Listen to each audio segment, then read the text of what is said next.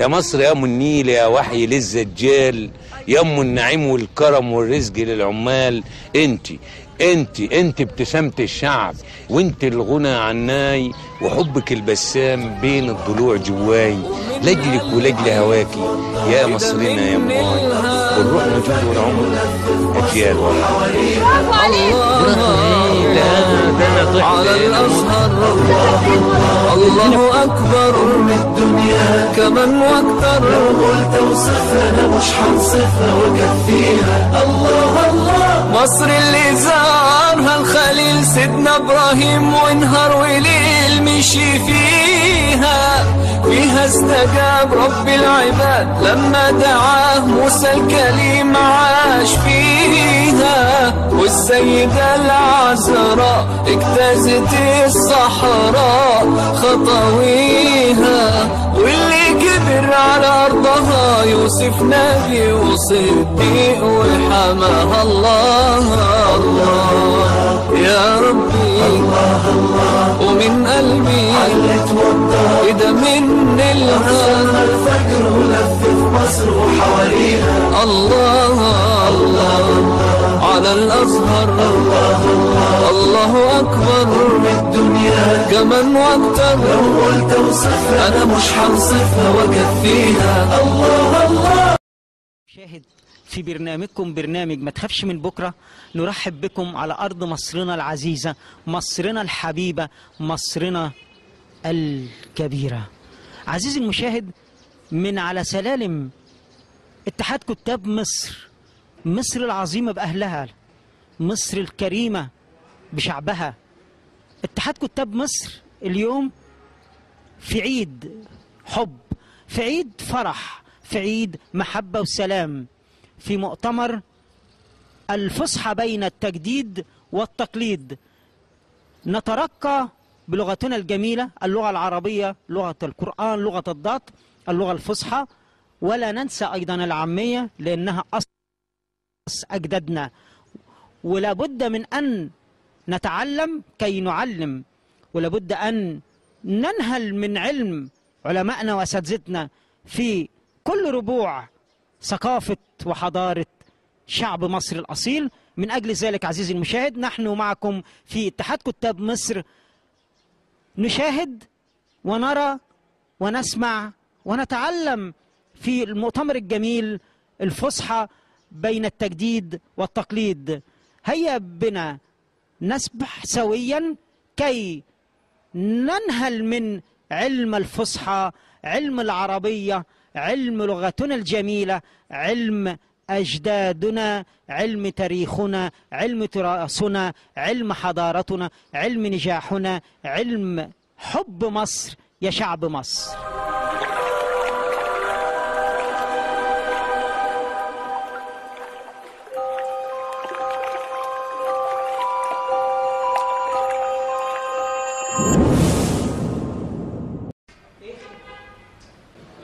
عزيزي المشاهد، في برنامجكم برنامج ما تخافش من بكرة، نرحب بكم على أرض مصرنا الحبيبة من مقر اتحاد كتاب مصر. اتحاد كتاب مصر اللي احنا بنحبهم وهم بيحبونا، لأنه بيعلمونا كيف نقرأ، كيف نتعلم لغة الحوار، كيف نتعلم لغة الكتاب، اللغة العربية. النهاردة في عيد، في فرح، لأننا في مؤتمر الفصحى بين التجديد والتقليد. عزيزي المشاهد، لنا الشرف والفخر اللي احنا مع مصري أصيل، مع سكرتير عام اتحاد كتاب مصر السيد الأستاذ مصطفى القاضي. نرحب بحضرتك في برنامج ما تخافش من بكرة. أهلا بيكم أهلا بيكم، تشرف. احنا عايزين نلقي الضوء لأهالينا في مصرنا الحبيبة وفي وطننا العربي الكبير بأهالينا، ونقول لهم حبوا بعض، حبوا مصر. لابد أن نترقى بالعلم، نترقى بالكلمة، نترقى بالكتاب. ومن داخل مقر اتحاد كتاب مصر علينا أن نتعلم كي نعلم حب مصر، حب العرب. علينا أن نهتم ونعلم أطفالنا لغة الحوار البناء الفعال الإيجابي، لغة كيفية أن تمسك الكتاب صح، لغة كيف أن تتعلم الكتاب صح، لغة كيف أن تعطي لنفسك برهة من الوقت كي تقرأ كتاب ولو كل يوم. أستاذ مصطفى، عايزين بصراحة نعرف الناس عن اليوم الجميل. كان فيه أكثر من مداخلة، أكثر من تفاعل، أكثر من عمل بناء. فاللي ما حضرش معانا النهارده على الشاشة الجميلة عايزينه ان هو يعرف ايه اللي تم، وفي نفس الوقت الرؤى المستقبلية ليهم ايه، علشان يقدروا يشاركوا في كل الأندية الثقافية في مصر تحت مظلة اتحاد كتاب مصر. اتفضل أستاذنا. طيب اهلا وسهلا. هو طبعا احنا ما عندناش انديه في اتحاد الكتاب، لكن عندنا لجان وشعب. يعني المؤتمر الموجود النهارده ده بتقيمه شعبة شعر الفصحى. عندنا شعب تانية مثلا زي شعبة شعر العامية، شعبة القصة والرواية، شعبة المسرح، في يعني شعب كتير، والنقد ودراسة النقدية. وفي طبعا اللجان الثقافية، لجنة الحريات، لجنة الجوائز. كل اللجان والشعب في الحقيقة بتعمل مؤتمرات. يعني غير عندنا في الحقيقة غير دول 7 فروع لاتحاد الكتاب. في فرع في الأقصر سوهاج، وفرع في المنيا، وعندنا في اسكندرية، في الشرقية الغربية فيها فرع، في فرع في الدهلية. فتقريبا عندنا فروع في أماكن كثيرة. كل فرع من دول في الحقيقة بيعمل مؤتمر، إلى جانب اللجان والشعب بتقوم بدورها بعمل مؤتمر. وإلى جانب المؤتمر في الحقيقة كل شعبة وكل لجنة بيبقى لها اهتمام، بتقوم بالقضايا اللي هي بتدور حول هذا الموضوع. لكن طبعا كل ده إلى جانب بيبقى المؤتمر العام بتاع اتحاد الكتاب، وإلى جانب ان الاتحاد نفسه ممكن ان هو ينظم بعض الأنشطة، سواء كانت مؤتمرات أو مهرجانات أو كانت ندوات أو أمسيات.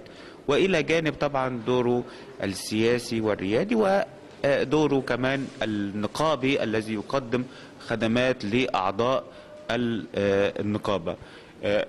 فكرة ان يكون عندنا لجان وشعب وفروع، ان احنا بنمشي في وتيرة واحدة في جميع المجالات. فمعنى ان حضرتك يعني اذا كنا بنعمل نشاط مع شعر الفصحى، بنعمل مرة تانية مع العامية، مع كل شعبة، فده بيعمل حركة ثقافية. الاتحاد في الحقيقة لا يقيم المؤتمرات ولا يقيم هذه المهرجانات لصالح أعضائه فقط، وإنما في الحقيقة بيقيموا لصالح المصريين والعرب الموجودين وكل زوار الموجودين في في مصر. فبنسعد ان شفناه النهارده بصراحه يعني تفاعل ممتاز جدا. بنسعد بمشاركاتهم وابداء ارائهم وعمل حوار بناء بين كل يعني كل اطياف المجتمع. وده اللي احنا في الحقيقه مصر تحتاجه الان. يعني في الحقيقه مصر في الفتره الماضيه كانت في الحقيقه تم استبعاد المثقف، ونتج عن ذلك ظهور الارهاب وظهور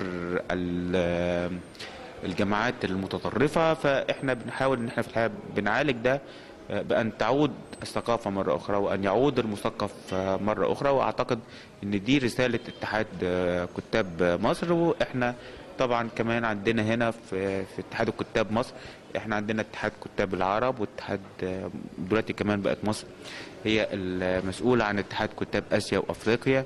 فعشان كده مصر بقت نقطة التقاء للثقافات والحوارات المختلفة. وبالتالي فنحن يعني لابد ان يكون في يعني اهتماماتنا بهذا المجال. بدون شك ولا أحد يستطيع أن ينكر أن بناء الفكر بفكر، فكر إيجابي لابد أن يؤثر على الفكر السلبي، ولا نريد من الفكر السلبي أن يؤثر على الفكر الإيجابي.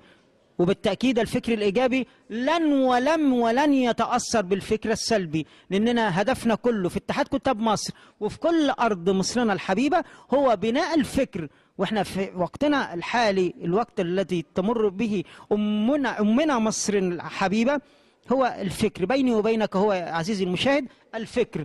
إحنا عايزين إن إحنا نلقي الضوء لنقطة مهمة جدا، إن إحنا لازم نأخذ المعلومة من الكتاب الموثق. أنت أليس كذلك سيدي؟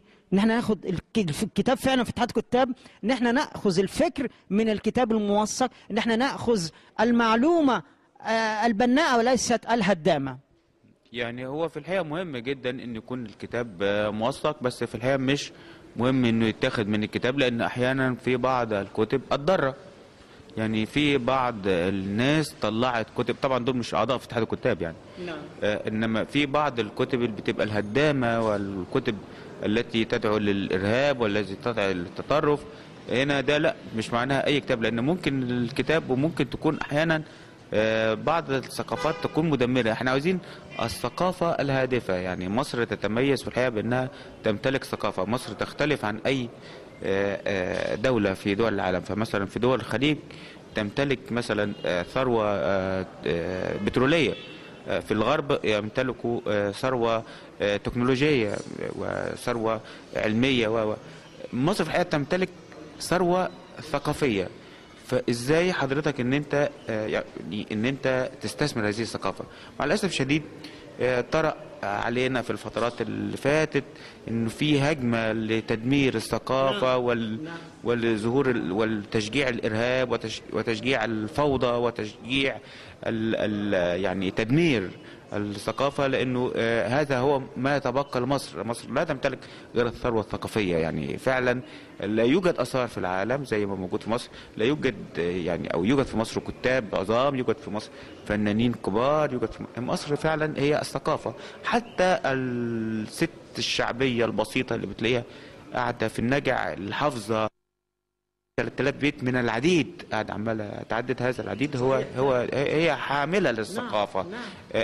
فبالتالي لن نسمح بأن حد يهوب ناحية هذه المنطقة. ونحن يعني كل الشعب المصري، لا أقصد بذلك نحن الكتاب، لا، كل الشعب المصري هو هيحمي ثقافته، لأن في الحقيقة هو دي هويته، وإذا خلصت ثقافته انتهى، هو مفيش أي حاجة. فبالتالي هذه هي قضيتنا. وإذا أردنا في الحقيقة أن تستعيد مصر مكانتها، لابد أن تعود مصر إلى مكانتها الثقافية. وأنا هنا لا أقصد بمعنى الثقافة أن أقول عن الشعر والقصة والرواية، إنما السياسة هي جزء من الثقافة، الرياضة هي جزء من الثقافة، الاقتصاد هو جزء من الثقافة، السلوك هو جزء من الثقافة.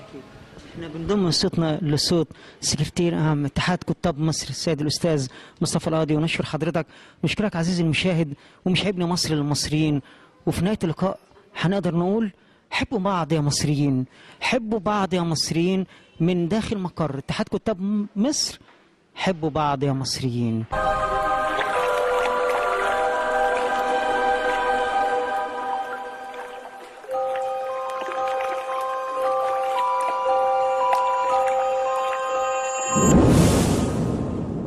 عزيزي المشاهد، عزيزي الإنسان، في برنامجكم برنامج ما تخافش من بكرة، نرحب بكم مرة ثانية من داخل مقر اتحاد كتاب مصر مع مصري أصيل. حضر المؤتمر، هيعرفنا بنفسه وهنسأله سؤال واحد: ايه رأيك النهاردة، استفدت ايه كمصري؟ اتفضل يا أستاذ. في حقيقة الأمر لأول مرة أعرف إن في اتحاد كتاب في الزمالك، وده شأن كبير قوي وعظيم جدا. وانا سعدت جدا جدا جدا بالمؤتمر ده، لان اكتسبت منه اشياء كتير كنت انا فقدها، خصوصا ان انا ليا هواية كتابة الشعر، وما كنتش عارف اني خطك حلو، بتعرف تكتب؟ انت نسيت تعرفنا باسمك الان.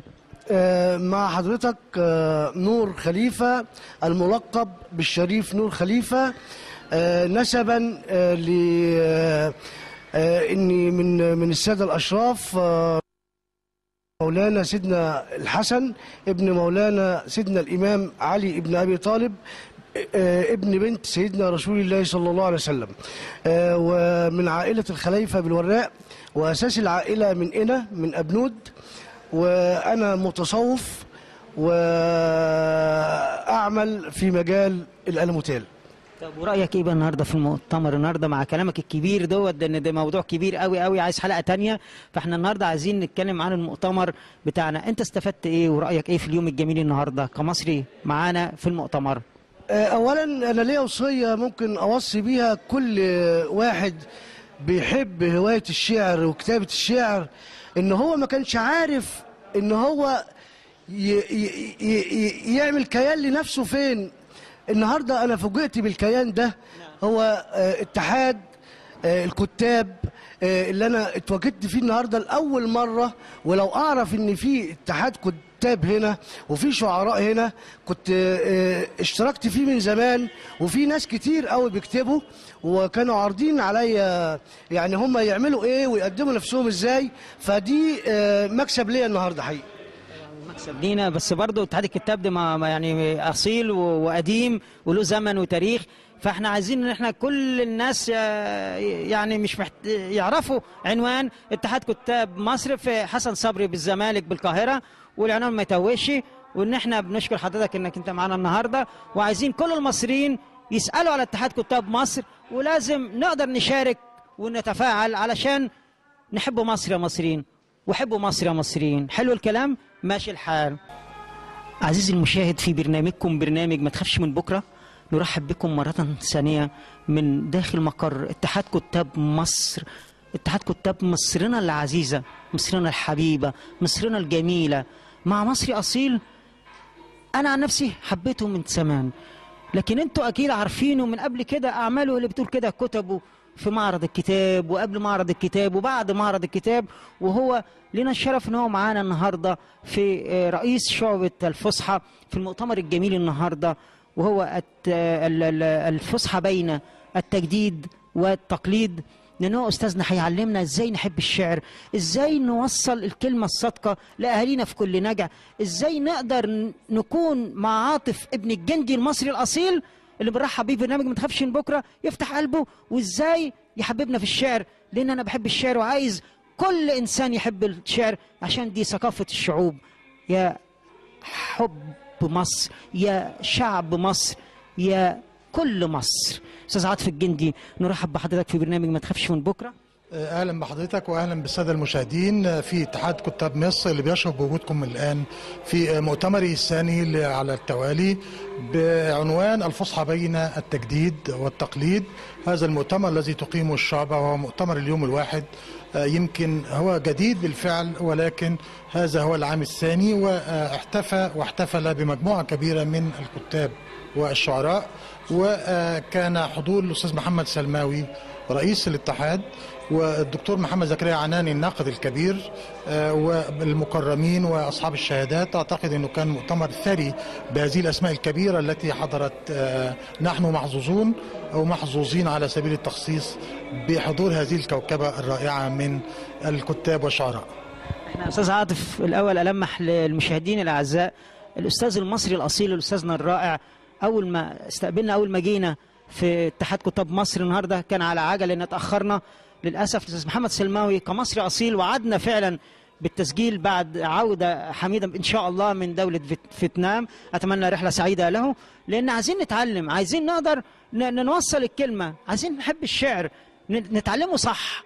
فإحنا مش معقول يكون معانا عملاق في الشعر وفي الكلمة الحلوة وفي النغم الجميل اللي احنا محرومين منه، وعايزين نرجع بيه لزمن الفن الجميل. مش كده ولا ايه؟ مع الاستاذ عاطف الجندي عايزك تفتح قلبك بقى ونطلع من المؤتمر لام محمد من قلبك، تقول عاطف الجندي بيقول لها شعر ازاي لام مصر، ازاي عاطف الجندي يحببنا في الشعر من داخل اتحاد كتاب مصر، يدخل لكل بيت مصري لكل بيت عربي.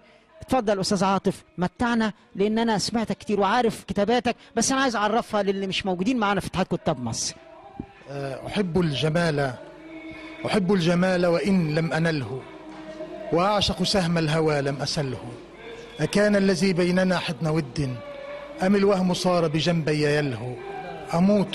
أموت بطعنة حسن وأرضى، ولا أبغض اللوم مهما يقله، وأكتب للحب شيئا مثيرا، وأجمل شعري ما لم أقله. أقول قصيدة بعنوان المعوزة.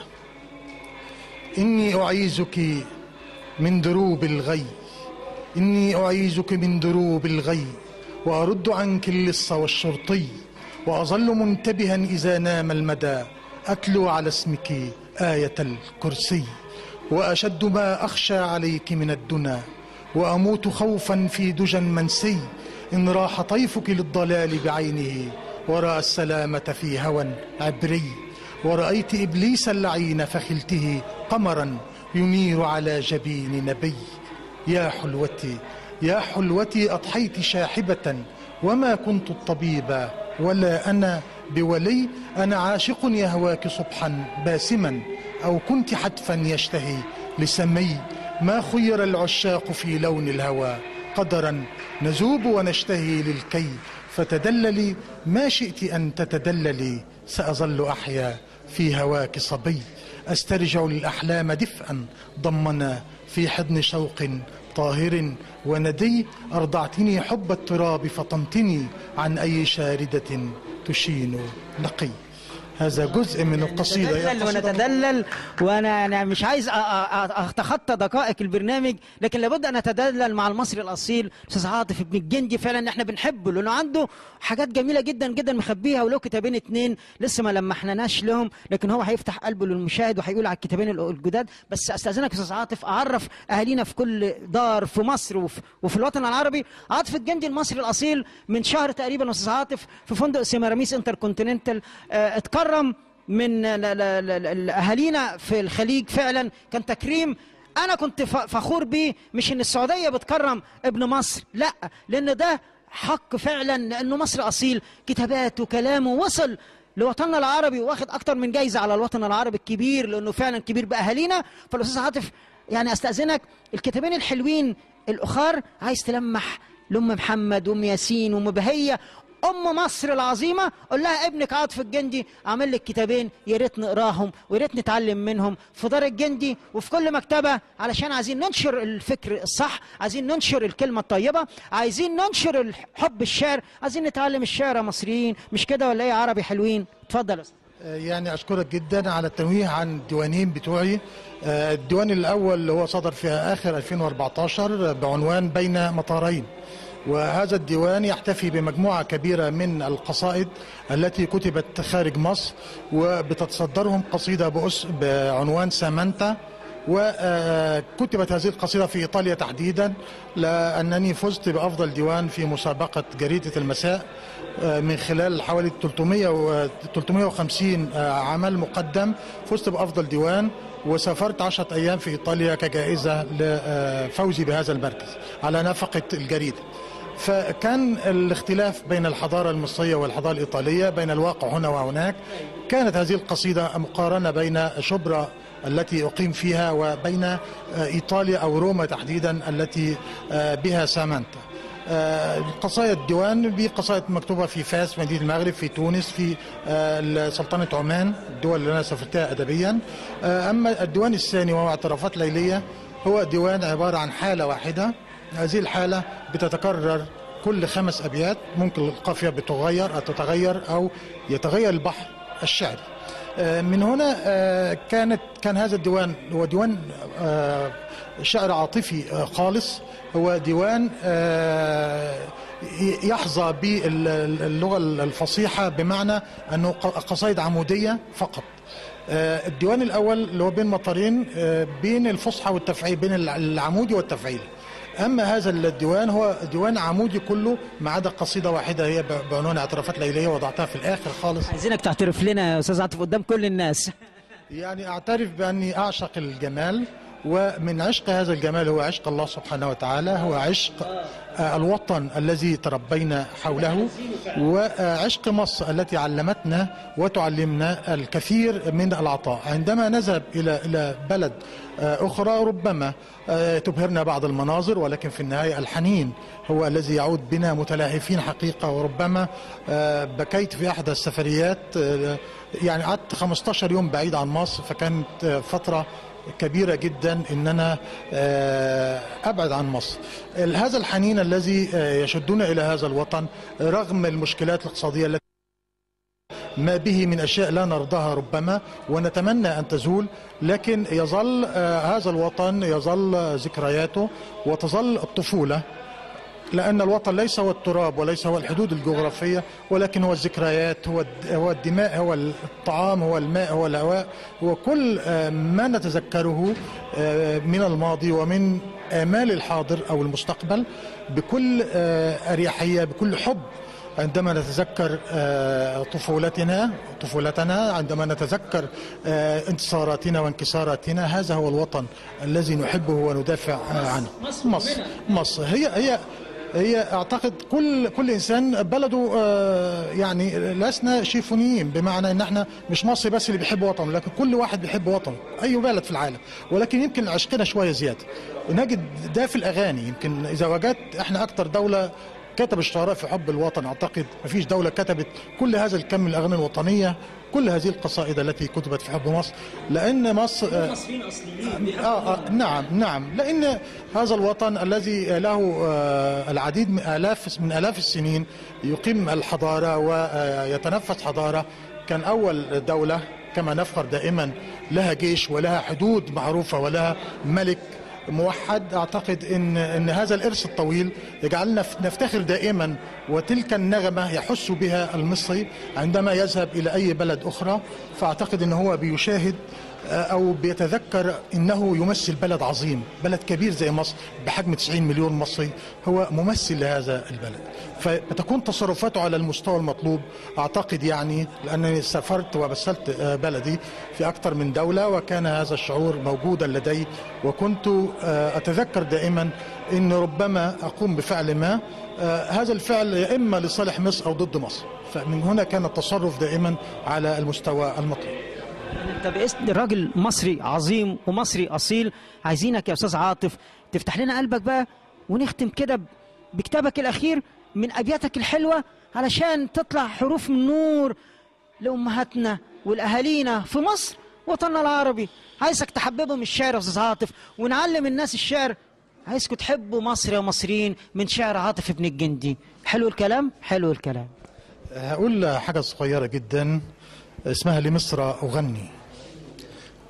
أنا ليس لي حزب ولا أدنى انتماء للسياسة، وبنات أفكاري نبوءة قريتي، خضراء طازجة بلا أي انتكاسة، ولأجل عينيك اللتين إليهما تهفو القلوب وتنتشي فيها الحماسة، ولأجل هذا الصبح في الوجه المطل ببسمة والقلب زنبقة وماسة، أعطيك أغلى ما سأملك يا حبيبة عمرنا، أعطيك صوتي في انتخابات الرئاسة. وأعطيت صوتي لمصر بالفعل.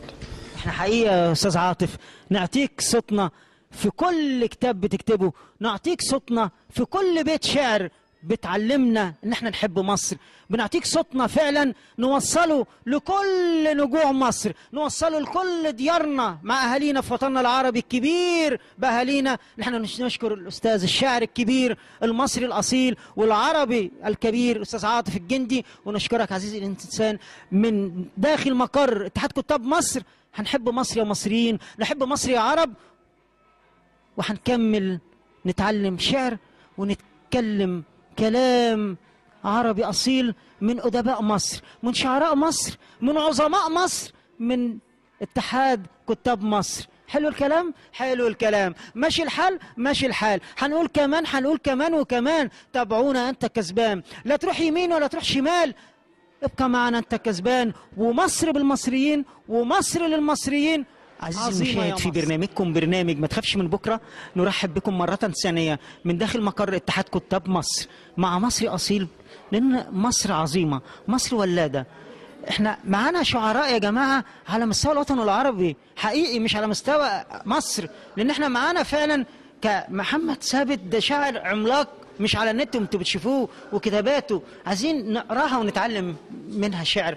انه عاملنا عنوان اسمه لا امرأة غاضبة، مش عايز اي امرأة تغضب من الاستاذ محمد، لانه هو بيحبكم وانتوا بتحبوه اكيد، ولما تقروا الكتاب الاخير بتاعه هتحبوه، لانه كتاباته كلها لصالحنا، بيعلمنا شعر، بيحببنا في الشعر، ان احنا عايزين نحب بعض ونحب امنا مصر. مش كده ولا ايه يا استاذ محمد؟ احنا بنرحب بالاستاذ محمد ثابت الشاعر المصري الاصيل، وعايزك تفتح قلبك وتحببنا في الشعر. والى امرأة غاضبة ان شاء الله ما فيش اي امرأة هتغضب من محمد ثابت الشاعر ولا مننا. ليه؟ عايزين نحب مصر يا استاذ محمد. والشعر يعني سمي الشعر شعر لأنهم شعروا بيه أي حسوا بيه، إذن الشعر ده إحساس.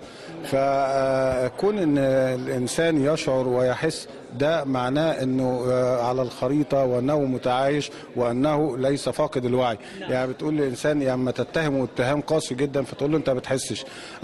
فالاحساس عكس اللا احساس شيء مهم جدا، والاهم ان تعبر عما يجيش بخاطرك بشكل شعري وباسلوب يعني يتراءى للناس. هو الشعر هو احلى كلام في احلى صوره، هي الصوره الشعريه اللي بتخلي الناس تسمعك حتى لو انت اختلفت معاها في المعنى، فانت قلت نظم او قلت حركات موسيقيه او يعني اوزان موسيقيه جميله على الودن، لا يعني لا تغزلك ولا تغضبك ولا تجرح الوزن او يعني ولا تنشز معك. وده يا استاذ محمد انت معايا برضو، ده اللي موجود دلوقتي في الوقت الحالي، ان بعض من الناس برضو يفتقدوا الى الحس الايجابي، يفتقدوا الى الاذن اللي ما بتسمعش صح، فبالتالي قلبها بيعيش اللحظه غلط وعقلها يقدر يترجم ترجمه خاطئه، وفي نفس الوقت نأذي حياتنا وبنأذي اهالينا ونأذي امنا مصر. فبين الشعر السليم والشعر الجميل اللي طالع من القلب للقلب فعلا كله كلماته مكتوبه بحروف من نور، ده بيبقى بناء، بيبقى اسمها لحظه حب، لحظة وجدانية الشاعر بيعيشها، يوم يطلع كلمات، يوم يعمل أبيات، يعمل شعر، يوم يطلع لنا الكتاب زي ما الأستاذ محمد ثابت عمل. مش كده ولا إيه؟ أكيد طبعا، وإن يعني إن أنت فعلا تكون شاعر فأنت مترجم للأمة، وأنت مترجم للعصر وللجيل، الجيل الذي تعبر عنه الذي أنت فيه. فدائما يكون شعراء الستينات، الجيل الذي أنت واحد منه، يعني لابد أن تعبر عنه بشكل يعني سيذكر لك في التاريخ. يعني أنت أمام مشهد مثلا فأنت أمين هذه الأمة أو أمين لهذه اللغة العربية، أنت تجعلها في الصدارة، لا إما أن تنزل بها. ففي فترات زمنية معينة وبالذات فترات الاحتلال أيام العصر المملوكي والاحتلال، نزلت الأجنبي لمصر، نزلت اللغة العربية من مكانها الى المستوى الادنى. جاء احمد شوقي ومحمود سامي البارودي وعصر النهضه، وسمي عصر النهضه لان هذا العصر عصر النهوض باللغه العربيه وباللغه العربيه وبهذه الثقافه. مصر دائما لا تصدر البترول ولا الغاز ولكنها تصدر الثقافه العربيه الصحيحه. مصر هي طه حسين وهي توفيق الحكيم وهي ام كلثوم. هذا الابداع الذي يتميز به اللغه العاميه المصريه اصبحت اللهجه الرسميه لكل الدول العربية بفضل الفن وفضل إبداع كل مبدع مصري أصيل ساهم في بناء الحضارة. وليس غريبا على المصري وهو مثلا ابن 7000 عام حضارة، وهو ابن التاريخ يعني صمم وكتب تاريخه على جدران المعابد وعلى الجداريات. فيعني يمكن أي دولة يمحى تاريخها إلا التاريخ المصري، لأنه ليس كتابا يحرق أو كتابا يلقى به في سلة المهملات، ولكنه تاريخ عظيم شامخ. حين تقف عين تمثال طوله مثلا يزيد عن 200 متر، فكيف يعني صمم هذا التمثال بهذه التقنية وهذا الفن العالي؟ فأنت أمام حضارة طبعا يشهد لها العالم. ولا يعني ما نكونش إن احنا بنكذب على الناس لحين نقول إن مثلا تلت آثار العالم اللي موجود في مصر للأسف محتاج تسويق أفضل، بس يعني تسلط عليه الضوء. يعني زي المسلسلات التركية والأجنبية بتتكلم عن بلدها بسياحة، يعني تلاقيها مثلا في المسلسل بتعرض حاجات أماكن سياحية، فالمشاهد الغريب أو الغير مواطن لهذه البلد بيتعرف على ثقافتها. نحتاج هذا ونحتاج ان احنا ننسى بقى حكايه الافلام السوقيه والافلام التي تدنت بالذوق العام واخذتنا. مصر ليست البلطجي والراقصه، مصر ليست تحت الكباري واطفال الشوارع. مصر يعني اي فئه، يعني انت تتحدث عن مصر، فحين تتحدث عن مصر لا يجب ان تعمم هذه البلد وتركز في اشياء هي سلبيات وعينك لا ترى الايجابيات. كن جميلا ترى الوجود وجودة جميلة. أتمنى أن يعني أن ننهض بهذا البلد بفكر واعي، وتكون ثورة ثقافية كما الثورة الجميلة ثورة 25 يناير والثورات الأخرى. نحن نريد ثورة ثقافية تعيدنا إلى زمن الفن الجميل بشكل فعلي، وتجعلنا في أوائل الدول، ونحن كنا دائما من أوائل الدول. أنا أستاذن حضرتك من الراجل المصري الجميل اللي كلامه طالع كله جميل، يمتعنا بكتاباته الحلوة في امرأة غاضبة. هنفرحكم يا كل ست مصرية يا كل ست عربية. افتح قلبك يا أستاذ محمد، وعايزك تفرح أهالينا في اليوم الجميل الرائع ده من خلال ديوانك. نقول إيه عشان نحببهم في الشعر ونعلمهم شعر، عشان المصري الأصيل بيوصل من الفكر أولاد النيل لكل أهالينا في وطننا العربي الكبير. عايزين نقول لهم حبوا مصر وحبوا الشعر، ولازم نتعلم الشعر صح. لا تخجلي إن فاجأتك عيوني، أبدلت شكي في الهوى بيقيني. إن الجراح على الفؤاد تعودت، وتعود القلب الجراح فخوني. أظننت أني قد أموت بلوعتي، وتذوب من فرط البكاء جفوني. وأقيم ليلي واللهيب بمهجتي، واليأس يبقى أيسري ويميني. وأظل أشكو طول ليلي والنوى، وأظل أشرح للخلاء شجوني. قد غرك اللحظ الذي لا ينسني، إلا بمقتل عاشق مفتوني. إن كنت ليلى يا مليحة في الهوى، فلتحذري من ثورة المجنون. بصراحة حقيقي أنا استمتعت، وأكيد أنتوا استمتعتوا. عايزين نحب الشعر وعايزين نتعلم الشعر. أتعلمه من مين؟ لازم أجي من الشعراء أولاد اتحاد كتاب مصر، مش كده ولا إيه؟ أشكر أستاذ محمد ثابت حقيقي في المؤتمر الجميل دوت. هنقول حبوا مصر يا مصريين، وحبوا مصر يا عرب. وحلو الكلام هيكون حلو بيكم، لأن الكلام الجميل لازم يكون طالع منكم علشانكم.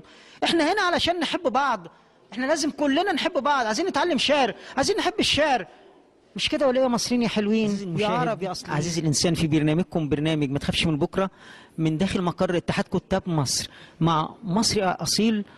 انتوا شفتوه اكتر من مره في كل مكان في اتحاد كتاب مصر، وفي معرض القاهره للكتاب، وفي اعمال كتيره جدا. لسه كان جاي من اسكندريه وعنده كتاب جميل قال فيه ابيات حلوه، وعنده حاجات حلوه جميله جدا، وحبيتوه من كتاباته.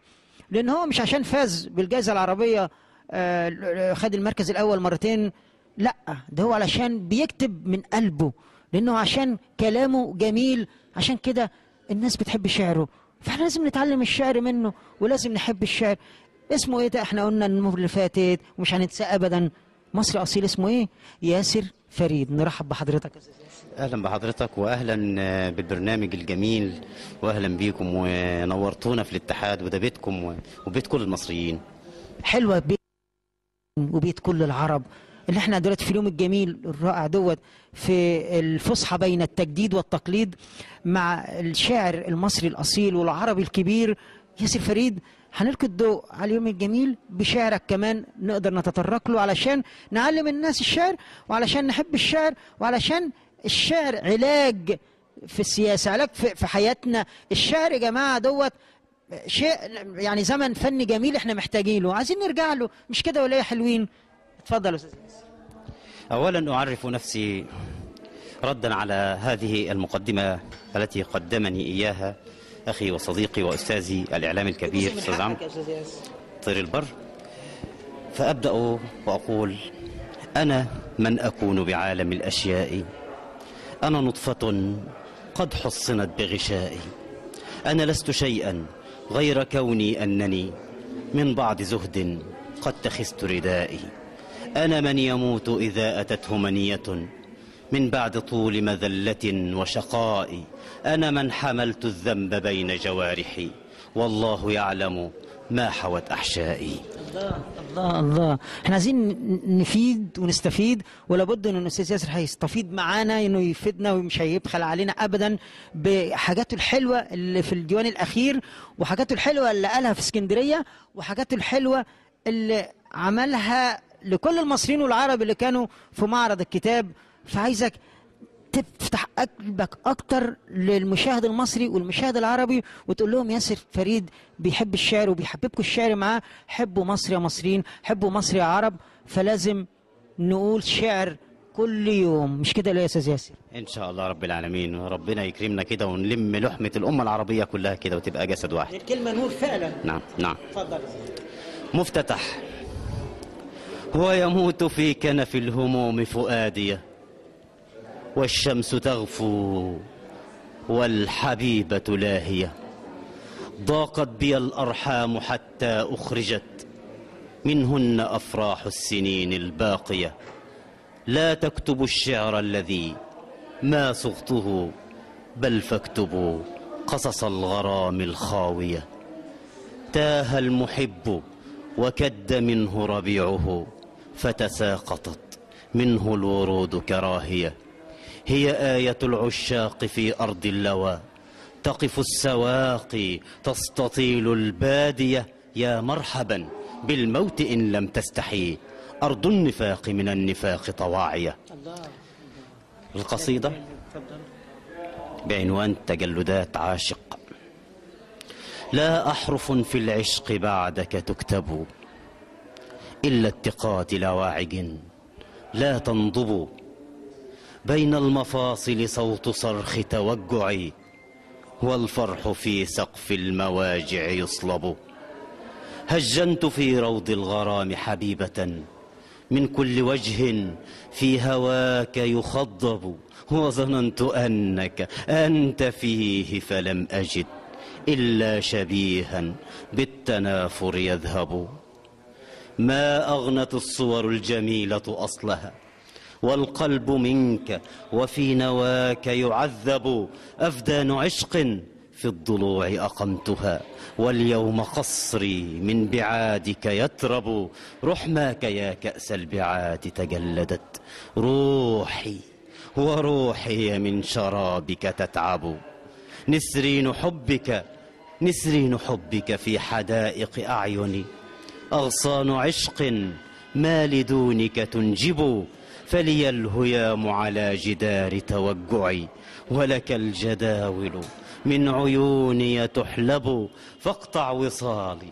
فاقطع وصالي منك فيك وحلمنا، ودع المقاتل في لوائك يحرب.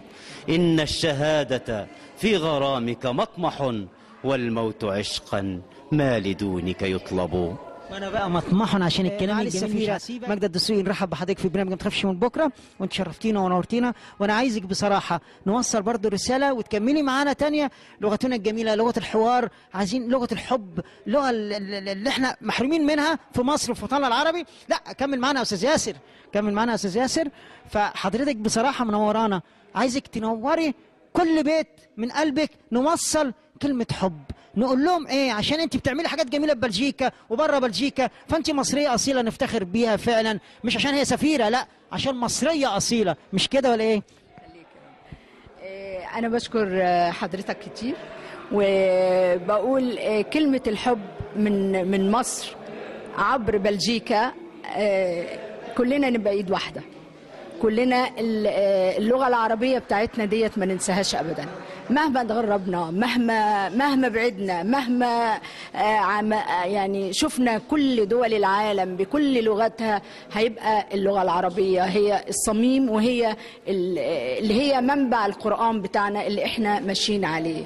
كلمه حب لمصر، نحب بعضنا، نحط ايدينا في ايدين بعضنا، نحارب كل واحد بيقدر يعني عايز يهد مصر، يقل من قيمتها. مصر عمرها ما هتنقل من قيمتها.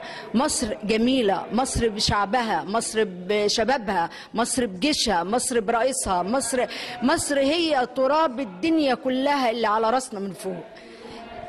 حضرتك قبل ما نسمع كلام الشعر من ابن الشعر، عايزك تلقي الضوء. ماجدة الدسوقي المصريه الاصيله في بلجيكا بتعمل ايه في الايام الاخيره، ولما تطلع من مصر بتعمل ايه في بلجيكا عشان العرب تتعلم، عشان المصريين يساعدوها؟ ايوه، انا سفيره لمؤسسه بنت الحجاز الثقافيه اللي في بلجيكا. الآن بعمل جسر التواصل بين الثقافة العربية عندنا هنا هوت وبين الثقافة الأوروبية.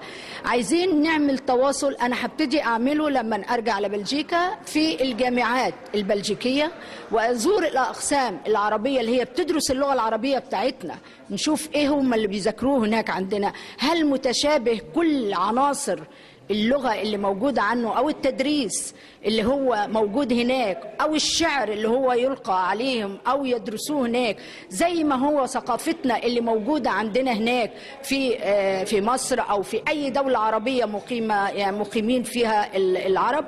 عايزة أعمل حاجة تانية، إنه أجيب شوية طلاب من الجامعات اللي موجودة في بلجيكا، أخذ نخبة من الطلاب الجيدين جدا في اللغة العربية استئذان من الجامعات الأوروبية.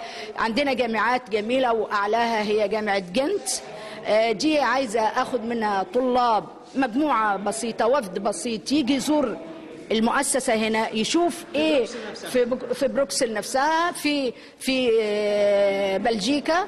اجيب مجموعة هنا تشوف ادبائنا، تشوف شعرائنا، زيارة للمجلس الثقافي، زيارة للمؤسسة. اول شيء عمل المؤسسة ايه واهدافها اللي هي بتقوم فيه من جمال، من ادب، من ثقافة، بدون حتى شيء ربحي. يعني هي مؤسسة خيرية بتنمي الثقافة، بتنمي الخط العربي، بتنمي الكلام الفصحى. شعرائنا وأولهم الشاعر ياسر طبعا، أجمل شاعر لنا في إنه الشاعر ياسر فريد دوت. أنا شاعر أخ وعزيز وأعتز بيه جدا للغته الأدبية الشعرية الراقية جدا الفصحى. يعني ايوه صح، وهذا انا بفتخر بيه وبفتخر بمعرفتي بيه جدا جدا جدا، لانه انسان بالفعل يقدر اللغه العربيه، يقدر الشعر، يقدر كمال الشعر بقافيته وعروضه وكل شيء وتشكيله. رجل وشاعر جميل لمصر. نشكرك فعلا، لكن استاذنك بقى، عايزين نكمل الحوار مع ابن الشعر، مع الأستاذ ياسر فريد. افتح قلبك ونختم الحلاوة بالحلاوة. حلو الكلام؟ حلو الكلام. من بعد رحيلك سيدتي سقطت أوراق الأغصان، والوردة ماتت في كفي، ودموعي تملأ تبياني. من بعد رحيلك سيدتي أحزان العالم تهواني، هل بعدك قدر يا عمري، وهواك سيهجر بستاني، والنغم الثائر في فيك ثري ألحاني، أم أن فراقك تجربة وغدا ستندد أحزاني. يا وطن الحب أحبيني، وخذيني لصدرك ضميني، فأنا كم تسأل أشواقي، من يملك غيرك ترياقي. لو عمرك أدنى من عمري لوهبتك من عمري الباقي، وفرشت جميع وساداتي لهواك بجنة أحداقي، عشقا من كل شراييني. يا وطن الحب أحبيني، يا حلما عانق أحلامي، يا وترا يعزف ألحاني، يا أحرف شعري ولؤلؤه، يا بدر منارة أكواني. لا تحزني حزنك يبكيني، يذبحني يقطع شرياني، ما خلقت عينك كي تبكي، يا بدر منارة أكواني. خلقت للجنة تدخلها كالحور بساحة رضواني، فلتشرب زمزم سيدتي يا ملكا طهر وجداني. جمال يطلع جمال، والحلاوة بتطلع حلاوة، وحلو الكلام حلو الكلام. ماشي الحال ماشي الحال. هنقول كمان وكمان. تابعونا، انت الكسبان، وما تخافوش من بكره مصريين، وحبوا مصر يا مصريين، وحبوا مصر يا عرب. ماشي الحال ماشي الحال. وعظيمه يا مصر. عزيزي المشاهد، في برنامجكم برنامج ما تخافش من بكره، نرحب بكم مرة ثانية من داخل مقر اتحاد كتاب مصر مع مصرية أصيلة بتقول شعر، وهتحببنا برضه في الشعر ونتعلم منها الشعر. فاحنا هنرحب بالشاعرة علي خلاف. افتحي قلبك وقولي للناس حبوا الشعر يا مصريين، حبوا الشعر يا عرب. ميرسي يا استاذ عمرو، الحقيقه فرصه سعيده قوي النهارده. فانا كنت عايزه اقول الشعر الفصحى الحقيقه بيشرفني ان انا احضر وبستمتع بيه جدا جدا جدا. بالنسبه لي كانت اول مره ان انا احضر اتحاد الكتاب النهارده. فبالنسبه لي ده اول لقاء، بس سعيده جدا جدا لاني استفدت وحضرت مقامات شعريه في منتهى الروعه والعبقريه، وبتمنى انها تتكرر ان شاء الله، تتكرر تاني كتير قوي قوي. فرصه سعيده يا استاذ. اشكرك فعلا، لكن ارحب بابن الدلتا وابن بلدنا فعلا دكتور بسيم عبد العظيم. فعلا ده استاذ اللغه العربيه الاصيله، استاذ كليه اداب جامعه المنوفيه، علشان جاي من الدلتا، بيحب الشعر عشان بيعلمنا الشعر حرف وحرف وكلمه وكلمه وجمله وجمله. مع دكتور بسيم عبد العظيم هيفتح قلبه ويحببنا بالطريقه الصح نحب الشعر ازاي يا مصريين. اتفضل دكتور بسيم. بسم الله الرحمن الرحيم، الحمد لله رب العالمين، والصلاة والسلام على أشرف المرسلين، وبعد. الحقيقة نحن اليوم في اتحاد كتاب مصر نحضر المؤتمر اليوم الواحد الثاني بعنوان الفصحى بين التقليد والتجديد، خاص بالشعر. ويرأس المؤتمر أستاذي ومشرفي في الدكتوراه الأستاذ الدكتور محمد زكريا عناني، وأخي الحبيب الأستاذ عاطف الجندي وأمين المؤتمر، والأستاذ محمد ثابت أيضا، وهما يعني يقومان على لجنة شعر الفصحى في اتحاد الكتاب. والحقيقة أن اتحاد الكتاب مهم جدا في إسراء الحياة الثقافية بالاشتراك مع المؤسسات الثقافية الأخرى كالهيئة العامة لقصور الثقافة وغيرها من المؤسسات المعنية بالثقافة كوزارة التعليم العالي ووزارة التعليم. نحن في الحقيقة نطالب بأن تتعاون كل هذه الجهات لنشر الثقافة ولنشر الشعر الجيد في ربوع مصر كلها. فالشعر هو روح الحياة، والشعر هو الذي يحببنا في الحياة ويقرب إلينا الحياة ويجمل لنا وجه الحياة مهما كان هذا الوجه قبيحا، فالشعر يجمله. ولا أدل على ذلك من القصائد الشعرية المغناة لأم كلثوم وعبد الوهاب وعبد الحليم حافظ وغيرهم من كبار الشعراء، ونجاة وفايزة أحمد، هؤلاء الذين أسروا حياتنا الثقافية والفنية بالشعر الذي غنوه لكبار الشعراء منذ يعني يطلع جمال، والحلاوة بتطلع حلاوة، وحلو الكلام حلو الكلام، ماشي الحال ماشي الحال، هنقول كمان وكمان. تابعونا انت الكسبان، وما تخافوش من بكرة مصريين، وحبوا مصر يا مصريين، وحبوا مصر يا عرب. ماشي الحال ماشي الحال، عظيمة يا مصر بولادك. مصر وحواليها الله الله على الأزهر، الله أكبر من الدنيا كمان واكتر. لو قلت اوصفها أنا مش هنصفها وكفيها. الله الله مصر اللي زارها الخليل سيدنا إبراهيم، ونهار وليل مشي فيها استجاب رب العباد لما دعاه موسى الكليم، عاش فيها. والسيدة العذراء اجتازت الصحراء خطويها، واللي كبر على أرضها يوسف نبي وصديق وحماها. الله الله يا ربي ومن قلبي